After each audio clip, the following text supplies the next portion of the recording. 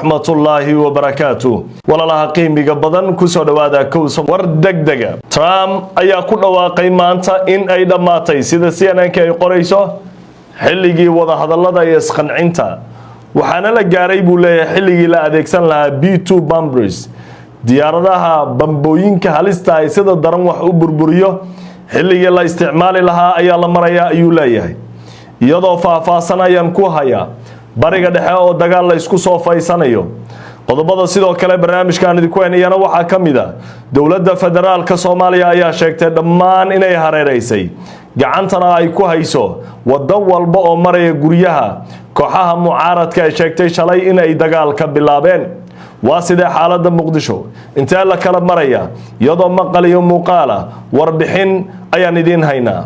qodobka ugu dambeeyana barnaamijku waxaad ku maqli doontaa Al-Jazeera ayaa sheegtay in Israa'iil ay gabi ahaanba burisay ballantii xabad joojinta Lubnaan maantana mar kale dad reer Lubnaan lagu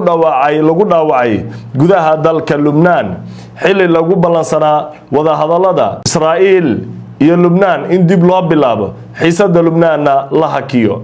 Iran waxa ay sheegtay in dagaalka bariga dhexe uu gaari doono meel uusan hore u gaarin waxayna sheegeen ciidamada ilaalada kacaanka dalka Iran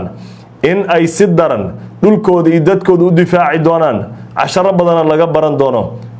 dagaalkan hadii sida Israa'iil iyo Mareykan ay ku wadaan ay ku soo celiyaan guryaha ay ku sugan yihiin mucaaradka gaar ahaan ra'iisul wasaarihii hore Xasan Cali Khayre Sheekh Shariif Sheekh Ahmed waxa hadda la sheegayaa oo ay warbaahintu soo tabinaysaa in xiisadu ay degan tahay rasaastina ay istaagtay maqalka dhawaqa isxabadaynta shalay bilowbatay ugu dambeyn maanta in ay hakad gashay oo la joojiyay lama garanayo waxay xaaladdu noqon doonto iyo waxa ay ku sugan yihiin siyaasiyiintii halka ku sugnaa waa tana warbixin ku saabsan dagaalka iyo meesha la kala marayo gaar ahaan guriga ra'iisul wasaarihii hore Soomaaliya Xasan Cali Khayre waa sidee xaaladda xaafadiisa hadda waa hagaag daawadayaal sida idin muuqato guriga ra'iisul wasaaraha hore Xasan Cali Khayre iyo sidoo kale xildhibaan Jacfar ee Baramuudo oo ilaa shalay galab ay ka dagaalamayeen markan waxa ay u muuqataa in ciidanka dawladda Soomaaliya ay la wareegeen gabi ahaanba dhanka waxa la tilmaamayaa in ciidamada mucaaradku ay gabi ahaanba isaga baxeen ciidamo kala duwan oo isugu jira qaybaha kala duwan ee ciidamada dawladda Soomaaliya iyana runtii halkan ku sugan shacabkii ugu farbadneed ayaa sidoo kale gabi ahaanba halkaasi tagaya guriga oo ku sugnaa Xasan Cali Khayre iyo sidoo kale xildhibaan Jacfar iyo siyaasiyiin kale iyadoona markan ay u muuqato in dhanka xubnaha mucaaradku taasi waxay ahayd warbixin ku saabsan in gurigii ra'iisul wasaarihii hore Xasan Cali Khayre iyo uu ku sugnaa gurigii xildhibaan Jacfar ugu dambeyn dawladda ay gacanta ku dhigtay waxaase cajiiba shacabkii waxay u soo baxayaan dhalinyaradii ee caruurtii waxay soo aadayeen meesha dagaal ka socday waxa dagaalku ka dhamaaday ee dawladdu ay ka saartay kooxihii ka dagaalamayay ciidamadina way iskaga baxeen baa marka laba su'aal oo waaweyn baa meesha ka soo baxayso horta ciidamada dagaalamayay inta dawladda ka tirsan maxaa qorshaa ilaa nin dawladda ka tirsan hadduu dawladda la dagaalamay iyo kuwii dagaalamay oo laftigooda dawladda ka tirsanaa shacabkii dhintay yaa magdhow siinaa yaa loo maxkamadaynaa yaa loo xilaa waxaas cajiiba dadka iyaga maxaa ka qaldan meel dagaal ka dhacay waa laga sii caramaan looma soo carro meel dagaal ka dhacay soo usoo daabashtagaya macnaa dadka inay dhalinyarada inay dagaal ku dhasheen fahmi dagaalka ay kala jecleen way usoo daabashtagayaan ma ciyaar bay u socdaan kubad la ciyaaray mise niman dagaalamay dagaalkii soo laba kacleyn karo mid baa meesha ku dhakan kara balaayo kale ku soo dhax gamban karto dagaal meel ka dhacay way tagayaan bal gurigii qolo ay ka baxday ama laga saaray maxaa looga daabashtagaa maxaa khatar dadka ay qaadanayaan nafti in nolosha ma kala jeclabaad isleedahay waayahay ilaahay ha kala qaboojiyo oo xal Allah keeno ummadan magaalada dadka dagaal ma rabaan dadka nabad horumar shaqo way xamaashaan waa masaakiin marka isbitaalada la rabaa hadda shaqo in loo sameeyo dhaawac iyo dhimasho iyo dhibaato la rabaa isbitaalada in la geeyo si dhaqaatiirta ay lacag u sameeyaan waayahay saaxiibada qiimiga leh qodobka xiga barnaamijka ayaan toos u galaynaa Donald Trump sida CNN ay qorayso waxa uu ku dhawaaqay in Mareykanka uu hadda ka gudbay marxaladii wada hadalka isqancinta saaka Trump wuxuu lahaa Iran xaqay u leedahay Kuwait inay weerarto annaga caawin hadda wuxuu leeyahay waa dhamaatay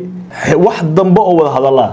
laakiin waxa cajiiba Iran maalmo ka hor ay sheegtay inay wada hadalada Mareykanka joojisay hadda isaga umba dhinaciisa quus taagan oo jooji maahane Iran waxay leedahay Mareykan iyo Israa'iil wax wada hadal aan la galeyn malan ilaa dagaalka Lubnaan la joojiyo dagaalka Lubnaan waxa wado Israa'iil waxay leedahay Xisbullah ilaa aan ka saarna Lubnaan ma joojinayno macnaha Xisbullah kaliya u socota ma qaybo badan oo dhulka reer Lubnaan oo koonfurta ilaa waqooyiga qabsatay ilaa Netanyahu ilaa Trump uu dhaho Netanyahu iyo kooxiis waxay wadaan waa ka badbadin xadkii bay dhaafeen ana Trump baa arkinay xadkii dhaafeen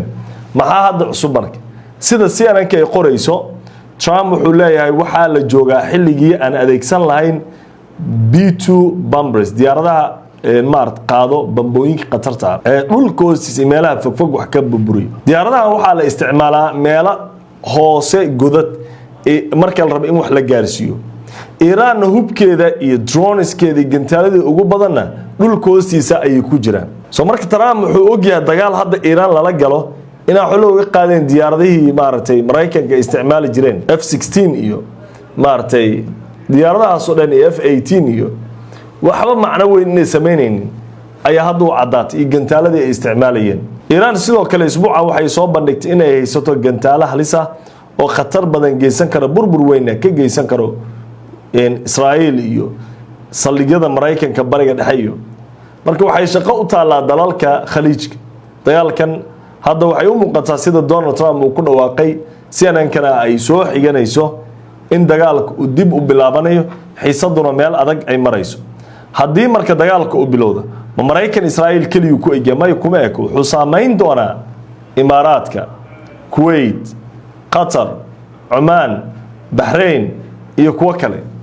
dhammaan dalalkan waayo saldhigyada Mareykanka ku yaal meel kasto saldhig Mareykan ku yaalana Iran waxay sheegtay inaysan dhaafi doonin waayahay qodobka markaynu meesha ku dhaafno wasiirka arrimaha dibadda dalka Iran Abbas Araqji ayaa sida ay baahisay Al Jazeera isna waxa uu ku dhawaaqay wada hadallo adag oo ka dhana Israa'iil aan ilaahay hadallo adag oo ka dhana Israa'iil waxa uu sheegay Abbas Araqji ciidamadeena qalabka sida waxay diyaar u yihiin inay weeraraan Israa'iil haddii Lubnaan la sii beegsado oo dagaalku u sii socdo weerar kasta oo lagu qaado Beirut wuxuu yeelan doonaa buu yiri cawaaqib aad u daran wuxuuna horsoodi doonaa si socoshada dagaal buuxa ana hadda hadallada Mareykan iyo Israa'iil iyo Iran ka imanaya dhammaan waxay u muuqataa in hadda wadadii dagaalka la haayo wada hadalladan ay soo dhamaaneen ilaan Iran waxay leedahay Beirut oo la weeraro Tehran oo la weeraray u dhigantaa Iran waxay diyaar u tahay buu yiri inay dagaalka sii wado muddo dheer waxaan leenahay awoodaha military ee laga maarmaan ku ah arintaas dhamaadka dagaalka gacanta cadowga kuma jiro buu yiri waligiisna sidaas ma ahaan doono macnaha dagaalkan inuu joogso inuu sii socdo kuma xirna buu dhahay in Mareykan iyo Israa'iil ay nabad qaataan ama nabad ay diidaan Iran ay ku xiran tahay Iran shuruudaha ay wadatana waa dagaalka Lubnaan oo la joojiyo waa in maartay xanibaada hantida Iran lagu hayo oo laga qaado laakiin Mareykan Israa'iil iyagana waxay leeyihiin Xisbullah meesha ka baxday Israa'iil ku adkeysanaysa Mareykan wuxuu ku adkeysanayaa in ay Iran ogolaato uranium-keeda in la qaado dacadaha soo socda marka dagaalka waji cusub ayuu yeelan doonaa waayahay saaxiibada qiimiga loo qodobka ugu dambeeyay Al Jazeera waxay qoraysaa in dagaalkii uu Israa'iil dib ay u bilowday dagaalka Lubnaan maanta waxa la dhaawacay dad reer Lubnaan taas oo macnaheedu ay tahay waliba waxa cajiiba dadka u dambeeyay ee la dhaawacay Al Jazeera waxay sheegaysaa in Beirut lagu dhaawacay wasiirka arrimaha dibadda dalka Iran wuxuu dhahay Beirut oo la weeraray waxay u dhigantaa Tehran oo la weeraray ama Tehran oo dagaal lagu soo qaaday ma dhaafi doonu leeyahay marka maxaa dhici karo horta waxa baaba'ay rajadii Mareykanka uu ka qabay in Netanyahu iyo kooxdiisu uu ku guuleysto in dagaalka la joojiyo Trump dagaal uu ku dhawaaqay Netanyahu dagaal uu wadaa Congress-ka dalka Mareykankana dagaalka Iran waxay amreen in markii hore sharci darro uu ku bilowday hadduu hadda marka uu dhacna sharci darro uu ku dhacayo inuu joojiyo la amray Congress-ka Faransiiska la amray hal arin uu dagaal ku soo noqon karaa in mar kale Congress kala marsiyo Congress-ku ansixiyo dagaalka saas ku soo noqon karaa kongareskana ma rabaan dagaalka inuu sii socdo ilaan dhaqaalihii dadka Mareykanka ayuu saameeyay budget looma hayo sababta loo galay dagaalka ma cadayn karaan Trump iyo kooxdiisa marka la weydiiyay xogayaa arrimaha dibadda xogayaa dagaalka